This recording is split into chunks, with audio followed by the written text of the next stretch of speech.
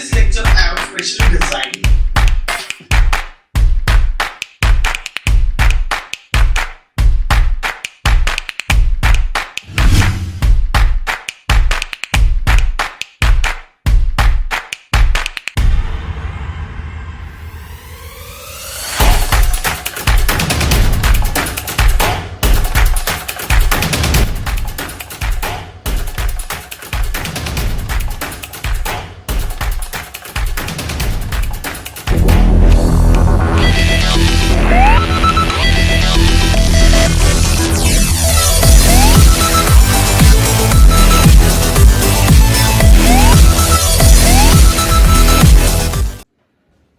Hey, hello students, welcome back. So now we are going to start with the next chapter, that is structure of atom.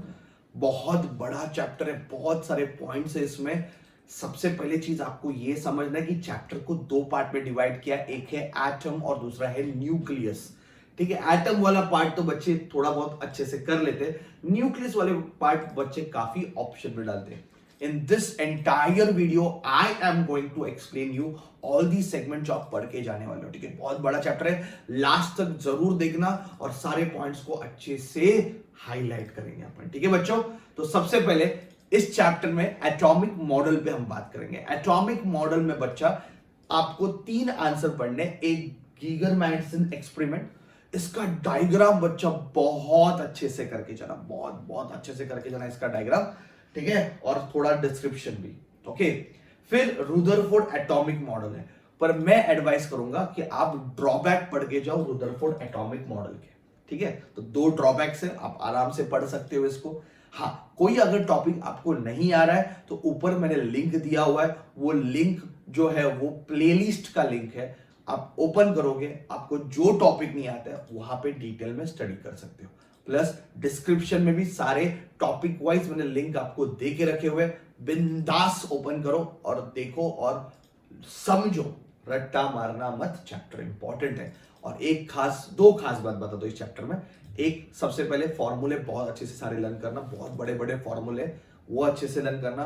दूसरा, पूरे sum solve करना log calculation के साथ, क्योंकि बड़े बड़े फॉर्मूले लॉग कैलकुलेशन से करोगे तो आपको बाकी सब चैप्टर में लॉग यूज करने का जरूरत नहीं पड़ेगा. ठीक है, तो ये चैप्टर थोड़ा कैलकुलेशन पॉइंट ऑफ व्यू बहुत बड़ा चैप्टर होने वाला है. ठीक है, सो लेट्स कम बैक. तो एटॉमिक मॉडल में हम drawbacks of Rutherford atomic model करेंगे. The moment you study drawbacks of Rutherford atomic model, then you will get the Bohr's postulate. तो तीन बोर्स पोस्टुलेट्स आप पढ़ोगे और तीनों पोस्टुलेट इंपॉर्टेंट है. तीनों में आपको तीन डिफरेंट फॉर्मूले मिलेंगे. ठीक है, और उन तीन फॉर्मूला पे ये पूरा चैप्टर बेस्ड है. तो बोर्ड्स के तीन पोस्टुलेट आपको अच्छे से यूज करने हैं. ठीक है, और उनको यूज करके अलग अलग फॉर्मूले डिराइव करने हैं.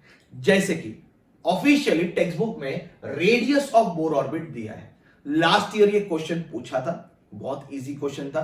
ठीक है, तो रेडियस का डेरिवेशन है, फॉर्मूला से हम ये डिराइव करते हैं कि radius is directly proportional to square of principal quantum number. Yes, radius is directly proportional to square of principal quantum number. ये डेरिवेशन प्रूव करोगे 3 मार्क के लिए और बोर्ड्स के पोस्टुलेट पे बेस्ड है. ठीक है, ये होने के बाद आप इसके दो छोटे छोटे न्यूमेरिकल सॉल्व करोगे. बहुत न्यूमेरिकल, प्यारे प्यारे न्यूमेरिकल है. इसका शॉर्टकट भी है, r is equal to 0.53 n square angstrom unit. Yes, इस शॉर्टकट पे भी आप इन सम्स को सॉल्व कर सकते हो. ठीक है, where n is the principal quantum number. जैसे कि हम इधर सिर्फ डिस्कशन कर रहे हैं न्यूमेरिकल्स और क्वेश्चंस की, तो डिटेल सब मैंने लिंक में दिया हुआ है, आप देख सकते हो. ठीक है, नाउ इस चैप्टर का खास बात क्या पता है कि ये जो चैप्टर है इसमें बोर्स पोस्टुलेट पे रेडियस पूछा है, पर आपको वेलोसिटी ऑफ इलेक्ट्रॉन भी पूछ सकते हैं. ये क्वेश्चन मैंने इसमें नहीं दिया हुआ है, तो याद रखना. Okay, velocity of electron in Bohr orbit find करना है, that you can do by using Bohr's postulate. फिर एंगुलर वेलोसिटी फाइंड करने को पूछ सकते हैं, फिर टाइम पीरियड फाइंड करने को पूछ सकते हैं और फ्रीक्वेंसी फाइंड करने को पूछ सकते हैं. प्लीज प्लीज प्लीज इनका जो डेरिवेशन है वो आप बोर्स पोस्टुलेट पे देख के जाना. ओके, मतलब रेडियस ऑफिशियल टेक्स्ट बुक में दिया है, पर इनमें से भी कुछ भी पूछ सकते हैं. और इनका सबका रिलेशन n के साथ कैसे है ये अपने को याद रखना है. ठीक है. So that is a extra thing what you have to do which is not given in the text book. May happen paper को थोड़ा टिल्ट करने के लिए क्वेश्चन पूछ सकते हैं ऐसे. ठीक है. तो सबसे पहले तो रेडियस कर दिया. रेडियस होने के बाद आप v करना, और r और v का फॉर्मूला यूज करके आप ओमेगा भी फाइंड कर सकते हो, t भी फाइंड कर सकते हो, फ्रीक्वेंसी भी फाइंड कर सकते हो. ठीक है. ये टेक्निक है. Okay. once you do this, once you go through this, then you will do energy का derivation. yes, energy का derivation कर दिया. energy is inversely proportional to square of principal quantum number. इसका शॉर्टकट है -13.6 upon n square electron volt. ये shortcut भी आप use कर सकते हो, और ये दोनों फॉर्मूले बच्चा आप यूज करके आप इसके सम्स भी सॉल्व कर सकते हो. पर before solving some, get idea of what is excitation energy, binding energy and ionisation energy. ये तीनों को बहुत अच्छे से पढ़ लेना. ठीक है. और फिर ये दो न्यूमेरिकल आप सॉल्व कर सकते हो, और भी अगर आपको न्यूमेरिकल मिल रहे हैं तो आप सॉल्व करना है इसके ऊपर. ठीक है. सो दैट इज एनर्जी का डेरिवेशन और ये डेफिनेशंस. ये डेफिनेशन से आप इन सम्स को आराम से सॉल्व कर सकते हो. नीचे डिस्क्रिप्शन में पीडीएफ है, उस पीडीएफ से आप ये सारे क्वेश्चंस ले सकते हो. ठीक है बच्चा. Once you go for energy of Bohr orbit, then hydrogen spectrum के बच्चा formula, that is wave number का formula 1 upon lambda is equal to r 1 upon p square minus 1 upon n square, where p is the lowest orbit number and n is the highest orbit number जहां से electron jump करता है. तो electron high orbit से लो orbit jump करता है, तो high orbit is n, low orbit is p, wave number 1 by lambda. ठीक है. ये आंसर आप एक बार करोगे. फिर इसके बाद इसके सम्स इतने इंपॉर्टेंट है, लास्ट ईयर आके गए, ये साल भी आ सकते हैं. इस चैप्टर के सबसे इंपॉर्टेंट सम हाइड्रोजन स्पेक्ट्रम के. यस बच्चा, सबसे इंपॉर्टेंट सम हाइड्रोजन स्पेक्ट्रम के. You should know what is Lyman, Balmer, Paschen, Brackett and Pfund series. Okay. इन सबको अच्छे से समझना है. हाइड्रोजन का जो एनर्जी लेवल डायग्राम है हाइड्रोजन स्पेक्ट्रम का, वो अच्छे से ड्रॉ करो. ड्रॉ करते हो कि याद रखना, जो एनर्जी की लाइंस आप ड्रॉ करोगे तो ये जो गैप है वो छोटा छोटा होते जाता है. ठीक है. ये गैप छोटा छोटा होते जाएगा, एंड फिर ऐसे इलेक्ट्रॉन हायर ऑर्बिट से फर्स्ट ऑर्बिट जंप करेंगे, तो दिस इज लाइमन सीरीज, फिर बाल्मर सीरीज. आपको समझ में आ जाएगा. पर यहां पे गड़बड़ क्या करते हैं बच्चा, इक्वल डिस्टेंस ड्रॉ करता है. ठीक है. तो ये रॉन्ग मिल जाएगा. ठीक है. ये फर्स्ट ऑर्बिट है और ये सेकंड ऑर्बिट है. देखो गैप कितना बड़ा है. थर्ड ऑर्बिट में गैप और छोटा हो गया. ठीक है. तो ये जो है स्पेक्ट्रम, इनको अच्छे से पढ़ना है बच्चा, बहुत अच्छे से पढ़ना है, बहुत अच्छे से पढ़ना है. सिर्फ डायग्राम भी 2 मार्क के लिए पूछ सकते हैं, एनर्जी लेवल डायग्राम. और फिर आप इसके ये सबसे इंपॉर्टेंट सम जो मैंने आपको बताया वो करने. ओके. और ये कॉन्सेप्चुअल सम है. What is alpha line, what is beta line, what is gamma line, ये सब आप बहुत बहुत बहुत बहुत बहुत अच्छे से थोरो प्रैक्टिस करके जाना. इसमें एक मस्त एमसीक्यू भी डिजाइन हो सकता है, जैसे कि लाइमन सीरीज कौन से स्पेक्ट्रम में आता है. तो आंसर है it comes in ultraviolet region. ठीक है. बाल्मर सीरीज जो है वो अपने को विजिबल स्पेक्ट्रम में मिलता है. यस, विजिबल लाइट जो है बाल्मर का है, तो वो एमसीक्यूज आपको आ सकते हैं. फिर पैश्चन, ब्रैकेट, फंड सीरीज, ये सब इंफ्रारेड में आते हैं. तो प्लीज वो सारे पॉइंट्स अच्छे से हाईलाइट करना, वो 1 मार्क का एमसीक्यू आपका हो सकता है. ठीक है. चांसेस, बहुत ब्राइट चांसेस है ये टॉपिक में से कुछ ना कुछ आना. डायग्राम आ सकता है, 1 मार्क का एमसीक्यू आ सकता है, या फिर सम्स तो इसके काफी इंपॉर्टेंट है, no doubt. Okay. So now once you do this we can start with the next part, that is nucleus. okay. तो अपना बोर्स पोस्टुलेट तो हो गया. न्यूक्लियस चालू करेंगे. न्यूक्लियस चालू करने से पहले सबसे पहले आप mass of electron, mass of proton और mass of neutron please learn करना. आप देखो ये सारे वैल्यूज किस में दिए हुए, केजी में दिए हुए, और यहाँ पे एटॉमिक मास यूनिट में दिए एएमयू. यू दिख रहा है, यू, ये यू में दिए हुए. तो एटॉमिक मास यूनिट एएमयू का डेफिनेशन यहाँ पे दिया हुआ है, उसको आप अच्छे से लर्न करना. तो जैसे आप न्यूक्लियस स्टार्ट करोगे, सबसे पहले न्यूक्लियस में वैल्यूज लर्न करो बच्चा. वैल्यूज आपको मालूम होना चाहिए. मास ऑफ इलेक्ट्रॉन क्या है, 9.1 इंटू 10⁻³ kg, या फिर 0.00055 AMU.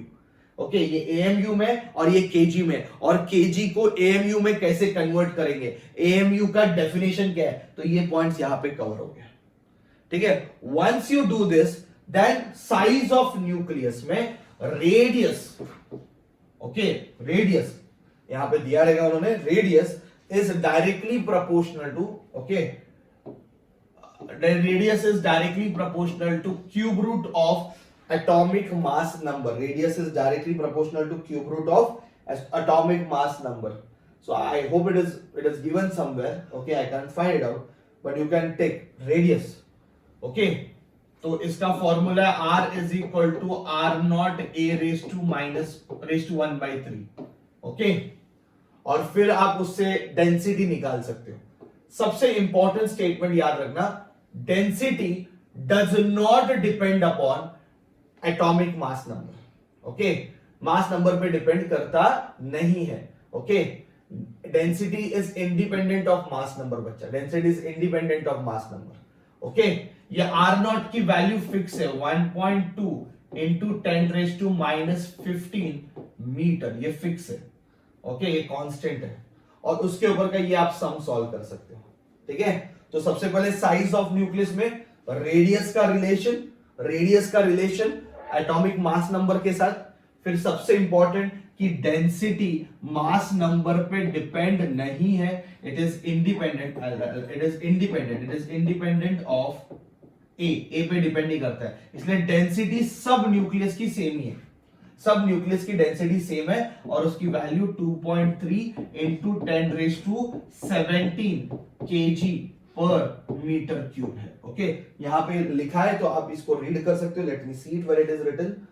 Okay, yeah see density का वैल्यू यहां पे लिखा हुआ है कि नहीं, तो डेंसिटी सबकी क्या है, सेम है। ओके, क्योंकि डेंसिटी ए पे डिपेंड नहीं करता है। तो ये सारे पॉइंटर्स प्लीज, मतलब 1 मार्क का क्वेश्चन के लिए ये सारे पॉइंटर्स मैंने दिए, तो जो आपको यहां पे मिलेंगे, और 15.5 करके जाना। तो before starting with this chapter, before starting with nucleus, आपको ये सारे पॉइंट्स अच्छे से नोट डाउन हो जाने चाहिए। ओके, रेडियस मतलब क्या है न्यूक्लियस का, फिर डेंसिटी कितना रहता है न्यूक्लियस का, मास नंबर क्या है, एटॉमिक नंबर क्या है, ये होना चाहिए। Then you can start with the chapter. Yeah ठीक है, यहां पे आपको आइसोटोप्स, आइसोटोन्स एंड आइसोबार्स, ये तो आपको केमिस्ट्री में पता रहेगा। मास डिफेक्ट मतलब क्या, वेरी इंपॉर्टेंट। बाइंडिंग एनर्जी मतलब क्या, very important. Mass defect, binding energy और दोनों में क्या रिलेशन है। Okay, mass defect, binding energy और दोनों में क्या रिलेशन है, ये बहुत टॉप लेवल का क्वेश्चन है। ओके, ये आप करके जा सकते हो, और ये मैंने उस रिलेशन पे एक सम दिया हुआ है आपको सिर्फ प्रैक्टिस के लिए, तो इसको थोड़ा सा प्रैक्टिस करके जा सकते हो। बट यस, मास डिफेक्ट क्या है, बाइंडिंग एनर्जी क्या है, और दोनों में क्या रिलेशन है, इस पॉइंट को अच्छे से समझना। तो that is your answer. Okay, तो when you start with the nucleus, isotopes, isotones, isobars कर दिया, ये पहला क्वेश्चन कवर कर देगा, उसका एक सम भी कर दिया अपन। ये होने के बाद अभी थोड़ा रीडिंग करते हैं, क्योंकि बाइंडिंग एनर्जी में 1 मार्क का एमसीक्यू आ सकता है। सो क्या एमसीक्यू आता है बाइंडिंग एनर्जी में, आपको बताता हूं। ये स्टेबिलिटी ग्राफ देखो, न्यूक्लियस का स्टेबिलिटी ग्राफ देखो, ये ग्राफ इंपॉर्टेंट है। Okay, binding energy per nucleon का ग्राफ है, और सबसे ज्यादा स्टेबल न्यूक्लियस कौन सा होता है, आयन होता है, Fe, okay, ion is the most stable.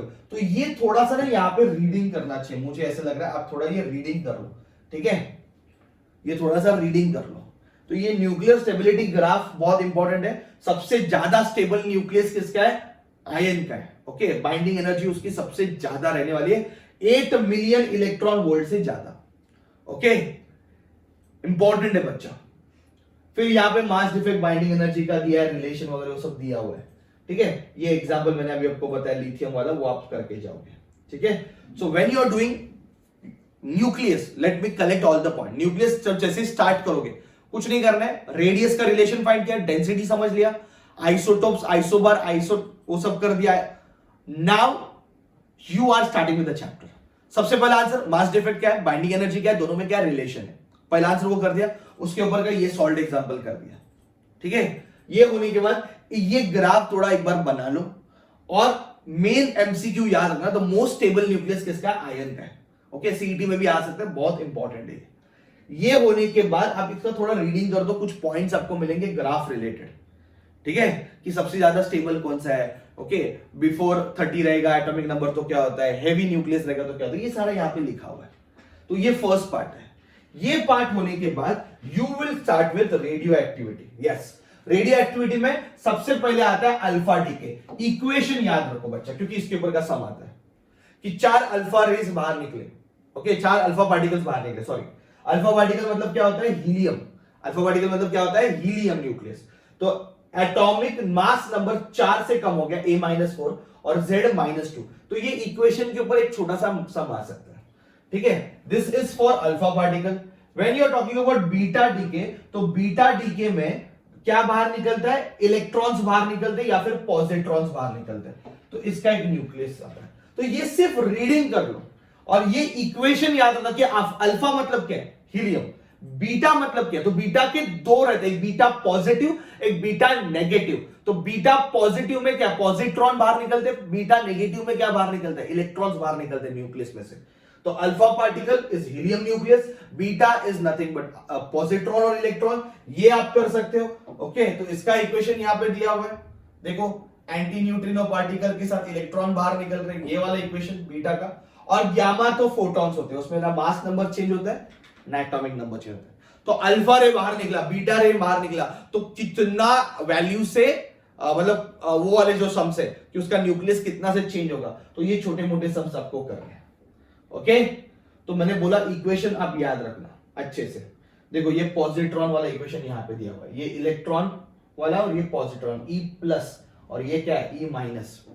Please this part alpha beta equations और उसके रिलेटेड सम्स पूरा नहीं पढ़ा तो भी चलेगा, इतना तो मालूम होना चाहिए आपको, ठीक है, सम्स के लिए, बाकी कुछ नहीं।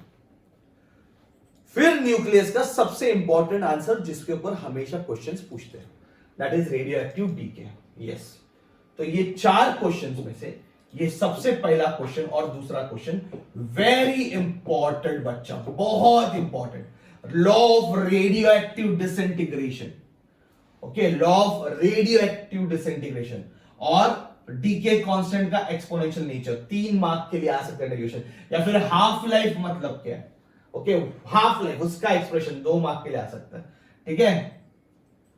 फिर एवरेज लाइफ और हाफ लाइफ में क्या रिलेशन है, ठीक है। तो ये सबसे इंपॉर्टेंट जोन है, इसका इंपॉर्टेंट जोन है। अभी इसके ऊपर मैं आपको सॉल्ड एग्जांपल दूंगा क्योंकि बहुत बड़े बड़े क्वेश्चंस आते हैं, तो एग्जांपल 15.9 करके जाना और 15.10 करके जाना, ठीक है। ये 2 इक्वेशन 2 सम्स तो करके जाना, 15.9 और 15.10, ये एटलीस्ट 2 एग्जांपल करके जाना। बोर्ड एग्जाम में बहुत इजी क्वेश्चन पूछेंगे, पर उन्होंने टेक्स्ट बुक के पीछे अगर थोड़ा लेंथी क्वेश्चन दिए हुए तो बच्चे बहुत कंफ्यूज हो जाते हैं। तो मैं एटलीस्ट बोलता हूं कि आप ये याद रखो कि हाफ लाइफ मतलब क्या है, T half is equal to 0.693 upon lambda.